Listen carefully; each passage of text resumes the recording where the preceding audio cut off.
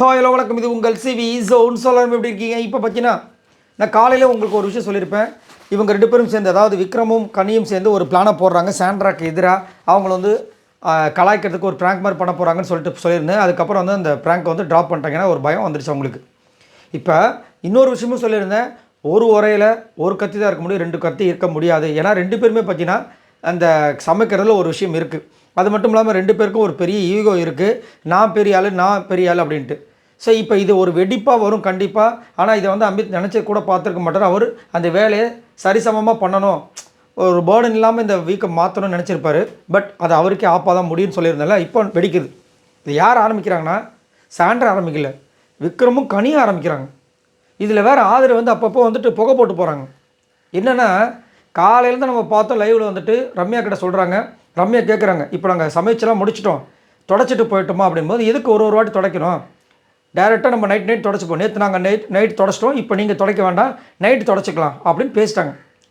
அதுக்கப்புறம் அவங்க போயிட்டாங்க. அதாவது சாண்ட்ரா, அப்புறமா நம்ம ரம்யா, அப்போ இன்னொருத்தங்க இப்போ எல்லாம் முடிச்சுட்டு கம்பெனி நினைக்கிற சம்திங் போயிட்டாங்க. சரிங்களா? இப்போ போனதுக்கப்புறமா இவங்க வராங்க, நம்ம விக்ரம், அதுக்கப்புறம் இவர் எஃப்ஜெல்லாம் வந்து ஆரம்பிக்கிறாங்க. ஆரம்பிக்கும் போது என்ன பண்ணுறாங்க, கேப்டனை கூப்பிட்டு கம்ப்ளைண்ட் பண்ணுறாங்க. இங்கே பாருங்கள், இவ்வளோ அழுக்காக இருக்குது, என்னது இது, இப்படி அழுக்காக கொடுத்துட்டு போனாங்க, நாங்கள் எப்படி வந்து சமைக்கிறது, அப்போ எங்களுக்கு கஷ்டமாக இருக்காதா அப்படிங்கும்போது அமித் வந்து என்ன சொல்கிறாரு, ஏங்க காலையில் எல்லாருமே லேட்டாக வந்தாங்க, உங்களுக்கே தெரியும் எவ்வளோ கஷ்டம்ன்ட்டு. ஒருத்தராக நான் கூப்பிட்டு வந்து அவங்க சாப்பிட்டு அதுக்கப்புறம் பண்ணது. ஆனால் அவங்க க்ளீன் பண்ணிட்டு தான் போனாங்க. அதுக்கப்புறம் லேட்டாக வந்தவங்க சாப்பிட்டு கீழே போட்டு போயிருக்காங்க. அது நம்ம இது பண்ண முடியும்னா அப்போ எப்படிங்க நாங்கள் சமைக்கிறது, எங்களுக்கு கஷ்டமாக இருக்குதுங்க அப்படின்னு சொன்னோடனே அவங்க என்ன பண்ணிட்டாரு, ஐயோ தலைவலி ஆரம்பிச்சிட்டாங்கடா சாமின்னு சொல்லிட்டு ஸ்ட்ரெயிட்டாக போயிட்டு சாண்ட்ரா கிட்ட போய் சொன்னார். சாண்ட்ரா வச்சு கிளிக்க ஆரம்பிச்சிட்டாங்க. இது என்ன ஈகோ பிரச்சனை மாதிரி இருக்குது. அவங்க தான் வந்து எங்ககிட்ட சொன்னாங்க நைட்டு வந்துட்டு தொடச்சிக்கலாம், இப்போ வேண்டான்ட்டு. இப்போ வந்து திரும்ப அதை ஒரு கம்ப்ளைண்ட்டாக சொல்லியிருக்காங்க. இதில் வந்து பார்வதி கிட்ட வேறு வந்துட்டு இவ்வளோ பாத்திரத்தை போட்டிருக்காங்கன்ற மாதிரி ஒரு கம்ப்ளைண்ட்டாக கொடுத்துருக்காங்க.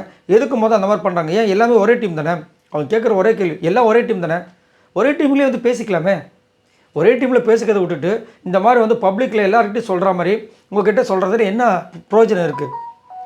அது எல்லாமே ஒரே டீமாக 6 பேர் இருக்கும், 6 பேர் கூப்பிட்டு சொல்லிடலாமே அப்படின்னா, இல்லை அது கரெக்டு தான், அவங்க 3 பேரை பிரிஞ்சதுனால இப்படி தான் நடக்கும் அப்படின்றாரு. யார் பிரித்தது முதல்? ஆக்சுவலாக நேற்றே வந்து அதை ஒரு பிளான் போட்டுருப்பாங்க. கனி நாங்கள் 3 பேரை பிரித்து நாங்கள் அப்படி தனியாக, அது நீங்கள் உங்களுக்குள்ளே பண்ணிக்கோங்கன்னாரு. அவர் நினச்சார் நல்ல இதுவாக மனத்தோட, சரி அதெல்லாம் நீங்கள் எதை வேணால் பண்ணிக்கோங்கன்னு. ஆனால் இங்கே என்னென்னா இது இப்போ அதுக்குள்ளேயே ஸ்பிளிட்டப் போய் அதுக்குள்ளேயே சண்டை வருது. அதுக்கப்புறம் அவர் போய் சாரி நான் சொல்லிடுறேன் அப்படின்னு சொல்லிட்டு அங்கே போயிட்டார்.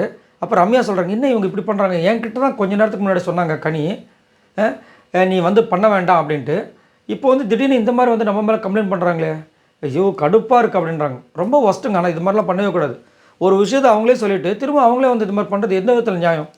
நினச்சானா ஏதாவது 7:30 கலப்புவாங்க, என்னடா கனி சும்மாவே இருக்காங்களே அப்படின்ட்டு பண்ணிட்டாங்க. சரி, இதை பற்றி உங்களோட கருத்துக்களை சொல்லுங்கள். சாண்ட்ராவை சும்மா இந்த மாதிரி சீண்டிகிட்டே இருக்காங்களே, அவங்க அப்புறமா திரும்ப வெடிக்க ஆரம்பிச்சாங்கன்னா எப்படி கஷ்டமாக தானே இருக்கும். கமெண்ட்ஸ் பண்ணுங்கள். பாய் நண்பர்களே.